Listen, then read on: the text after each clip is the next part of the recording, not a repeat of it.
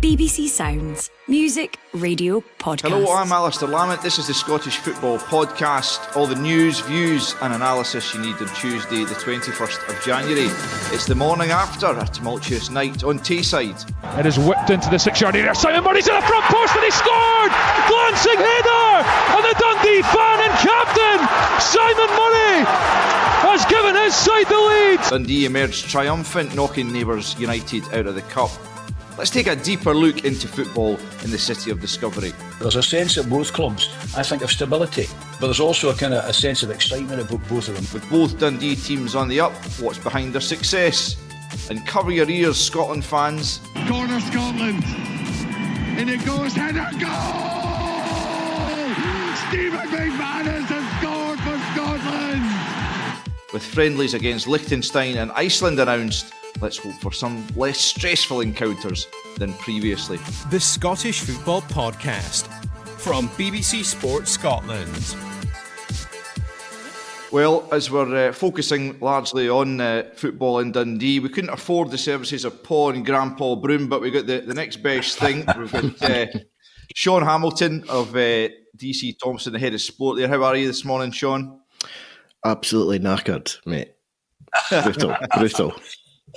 What about yourself, Jim Spence, veteran journalist, if I can give you that sobriquet? Oh, veteran, what you mean is codger, that's what you're basically trying to say, Lamont, isn't it?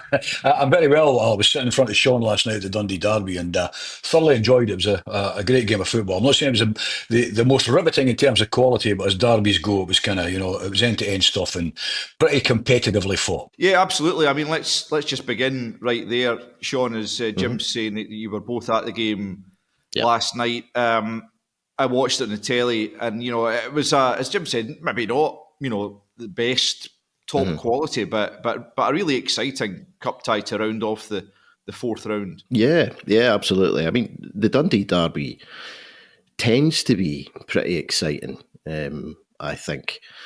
I'm not sure quite what it is that makes it that way. I mean, obviously the atmosphere is pretty special and what have you, but I mean, you get that at other derbies also.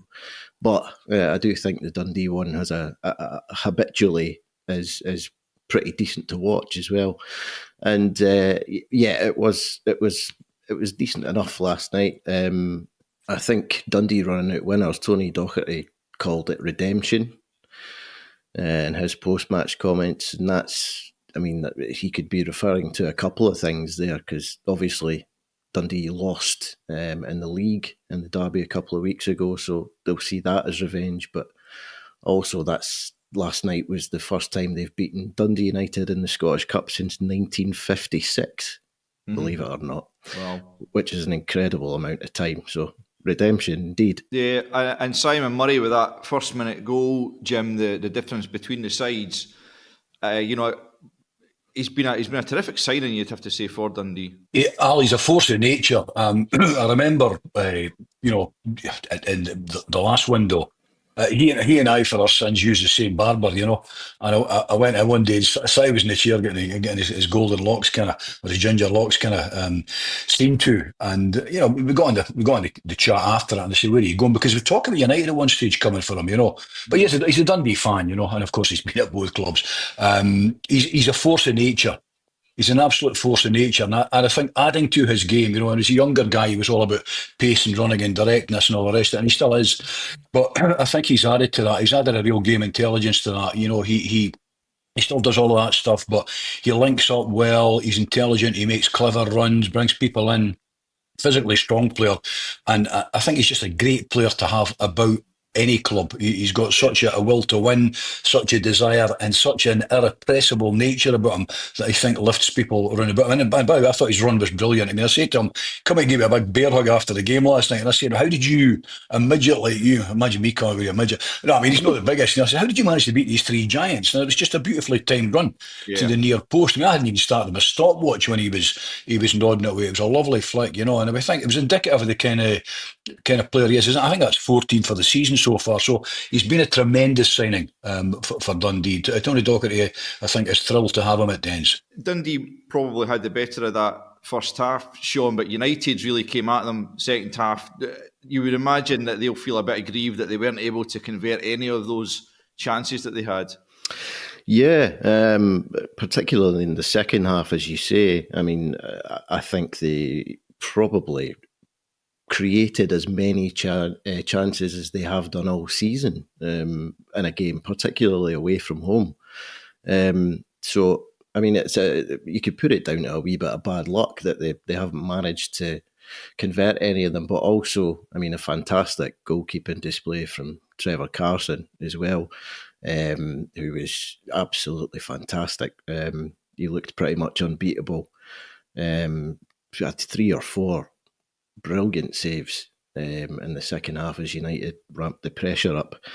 But then also first half, Dundee had the better of it, but United did have the ball in the net a couple of times actually. But the second time that happened through Vicko Savelj, the referee had blown just before the ball hit the back of the net for a foul, and Jim Goodwin was definitely aggrieved about that. He felt that the referee should have let the play go and then use VAR to sort out any issues. So, aggrieved. That's what they're aggrieved about, if you like, because I think Jim Goodwin will be happy enough with the amount of chances they created. No, sure. Just looking at Dundee's reward for getting through, Spence, the draw made immediately afterwards, and it's a home tie against Airdrie, which clearly on paper they should go and win that. And I just wonder, just looking slightly beyond that, Dundee have kind of taken over the mantle of the one that Hibs had for so long, of not having won the Scottish Cup for over a century, isn't it? Could this be their year? Well, could it be? Listen, I'd like to think so. As a Dundonian, I'd love to think it could be their year, but it's always very, very difficult, particularly when you've still got, the Glasgow duopoly in there. What I will say is Docherty has, I think, moulded and is moulding a side at Dens with a really good spine, a good defensive spine, from Carson out, a really experienced in the team, with Si Murray and all the rest of it. And he's moulding a side with no little pace and no little skill. And I think on their day, I mean, they've proven, they've drawn with Celtic and Rangers in recent weeks. And I think they've proven that on their day, they are a match for anyone. And I think they're maturing every game. So could they do it? Yes, it would be wonderful. They could. They haven't won the cup since 1910. I mean, those of us of a certain vintage in Dundee were reared on tales of, there's an old tale about an Undertaker's window where they displayed the cup and some old witch woman put a hex on it saying it was disgraceful and they'd never win the cup again, all that sort of stuff, So could it be the season? I'd love to think so. It'll be very difficult, but it really is putting a side together. I think they've got goals in them, starting to tighten up defensively at the back, and I think that's really important as well. So yes, it could be. But it's a big ask, but it could be. Yeah, of course it is.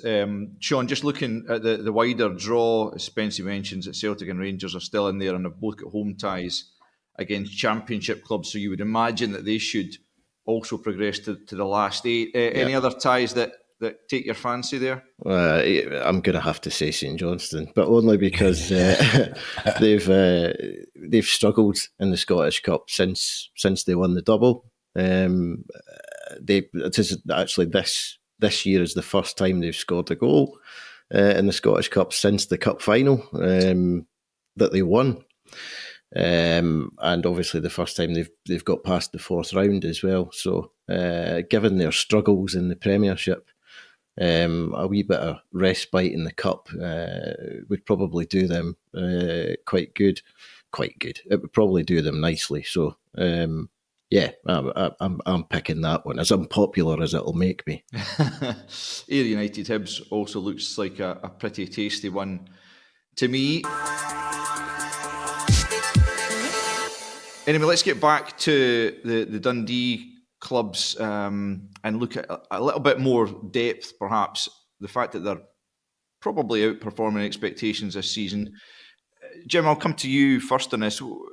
Can we just examine what you think is behind the relative resurgence of both? I think the managers. I think that Jim Goodwin has done a spectacularly good job at Tannadice. I mean, his trials and tribulations, which I often thought were exaggerated at at Aberdeen have stood him in good stead. And I think he's matured tremendously as a manager. I mean, he's effectively reshaped an entire squad from coming up from the Championship, and the recruitment side of things at Tannadice has worked really, really well. He's recruited some smashing players. They're defensively very strong. I mean, I don't think Jim would take exception to say that he first and foremost has believed in building out from defence, and he's got a very, very strong defensively kind of minded side, and they're really tight as their goals against column shows.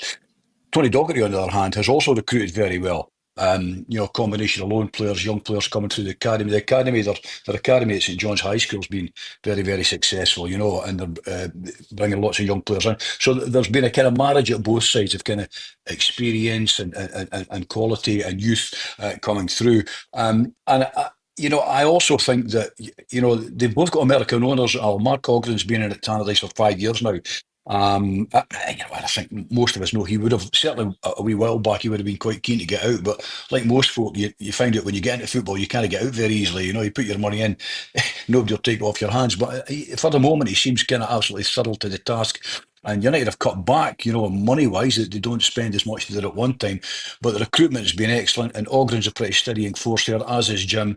And I think the two American owners, Tim Keyes, who's put the money in, and John Nelms, they've got the new stadium kind of still on the pipeline and all the rest of it. Tony Docherty's come in. He's irrepressible. Tony's lived in the city for about 30 years, kind of West Coast lad. He's got that kind of typical Gallus kind of Glasgow humour, albeit he's an East Kilbride boy. But there's a kind of sense, I think, about both clubs.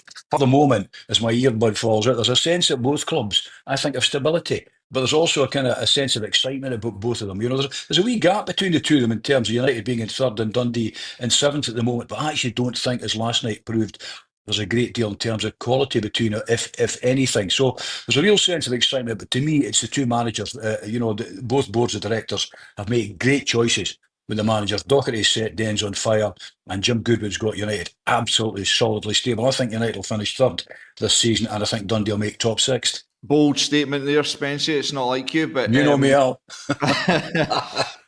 Sean, Jim mentions the respective US owners, and it's not always been plain sailing for either club, under the ownership. But as Jim says, it seems to have just kind of settled down, bedded down. Perhaps might take a few years. Are the fans also buying into all of that's going on at the respective clubs? Yeah, 100%. Yeah, Dundee, as Jim mentioned, their recruitment has been first class. If you look at who they've brought in, like Aaron Donnelly, Clark Robertson, Ethan Ingram, Simon Murray. I mean, these are far more hits than misses, and the owners have funded that, basically, and that's something you can't accuse them of, is not backing their managers. They've always done that ever since they've come in, and I think the supporters appreciate that, because it's a big commitment. They've lost a fair bit of money in their decade or so since they come in, but they're still spending it, and supporters are grateful for that. And as Jim says, they've also got the stadium project as well, which has captured the imaginations of fans. Obviously, there's an emotional link to Dens Park. It's all anybody's ever known as a Dundee fan, but the thought of a brand new stadium is a pretty exciting one. So it's in the hands of the council, and we'll see what happens pretty soon on that front. At United, as Jim says, Mark Ogren has in the past said that he felt that he had more years behind him than in front of him at Tannadice, but that was probably a year at least ago, if not more. And that topic of conversation's kind of died down a wee bit. So it does look like there's stability there. And again, recruitment wise, which is funded by the owner, they too have had more hits than misses. So I think both owners have done enough to earn the support of their respective supporters. Spencer, just on that, the notion of a new stadium for Dundee. First of all, you'll no longer have the excuse of the the stanchion at Dens Park for misidentifying players. That's been renamed. It used to be the Jim Spence pillar. Now it's the Willie Miller pillar. You know, miss a million goals there.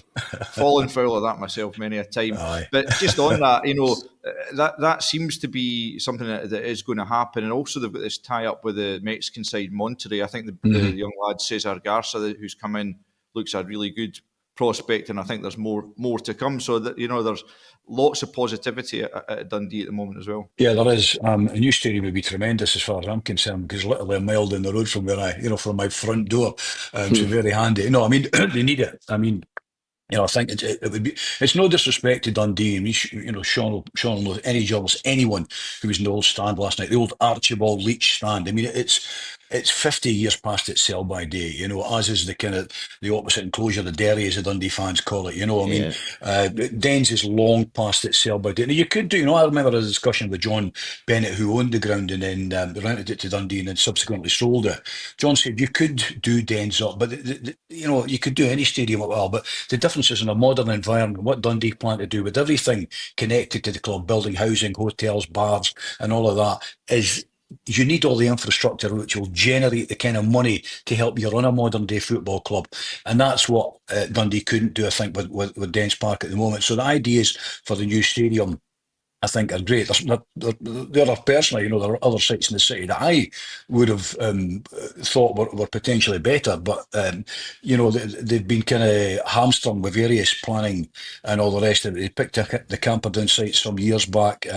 It's in a decent enough location. It's right off the Kingsway, you'll know as you come into Dundee. So if it goes ahead, and I'm hopeful it does go ahead, I think it'll be an enormous lift for the club and the city. Yeah. Just to wrap this section up then, Sean, strikes me it's very important because the two clubs have had their ups and downs, of course, in recent times. It's hugely important that this positivity doesn't just happen over the course of one season, that they become absolute fixtures in the top flight again. Oh, 100%. Yeah, I mean, the problem that both clubs have had in recent years is that they've sort of turned into yo-yo clubs a wee bit, which certainly in United's case, that hasn't been what they are for a long time. Dundee have been a wee bit more up and down over the years, but I mean they're both in a position now of strength in the Premiership, and it's a case of continuing to do what they have been doing, for the owners to continue backing their managers the way that they have been. And if that is the case, then as I say, they're both in a solid position in terms of maintaining their status in the Premiership, and that's massive for the clubs, but also for the city, as Jim points out with the stadium. Having two clubs in the Premiership it's box office for Dundee, and having that derby in the Premiership, potentially 4 times a season, it's a big money spinner for the clubs as well. And being in the Premiership, obviously the TV money is much greater. So it's a huge thing for them, because it gives them a starting point of strength, if you like, as opposed to being in the Championship, which is something they've both tasted in recent years and have no desire to taste again.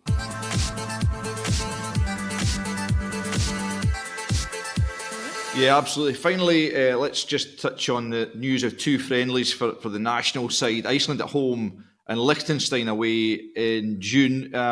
Spence, maybe not the most glamorous of fixtures as such, but we've had a fair share of those recently and come out on the wrong end of the result. So you would imagine those offer Steve Clarke the opportunity to get more positive results. Yeah, we need that, don't we? I mean, those are the kind of games we should be winning. Liechtenstein brings me out a cold sweat, because one of my last trips there was the double header when we played them, and I think down to Spain. I was with your colleague, Mr. McLaughlin, Chris McLaughlin, and I was frozen at the marrow, and then I got sunstroke down in Spain a few days later.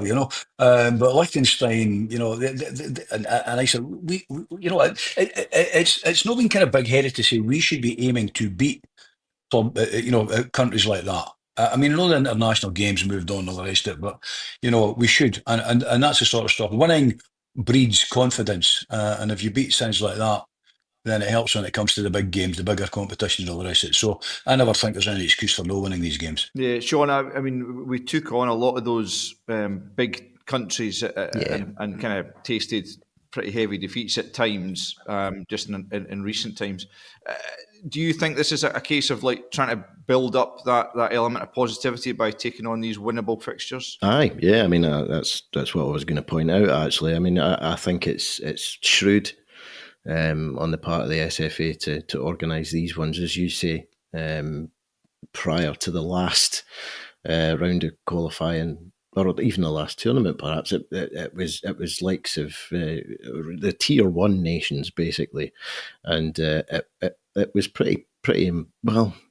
It's not embarrassing, but it was a lesson for Scotland. I think that it showed them that they weren't at that level, and I think that dents confidence, particularly before going into a tournament. And so to play Iceland and Liechtenstein, who are not tier 1 nations, let's be honest, I think it's pretty shrewd from the SFA to sort that out.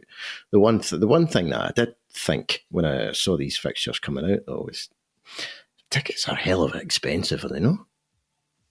Really, really expensive. I mean, a North Stand ticket's £45 for an adult. I thought for a friendly, that seems a bit steep. Well, that is perhaps a topic for another day, but it's all we've got time for just now. Many thanks to Jim Spence and Sean Hamilton, and thank you for listening. Remember, we're here with new episodes of the Scottish Football Podcast bright and early every day, so to make sure you don't miss out, subscribe on BBC Sounds and have push notifications turned on your phone.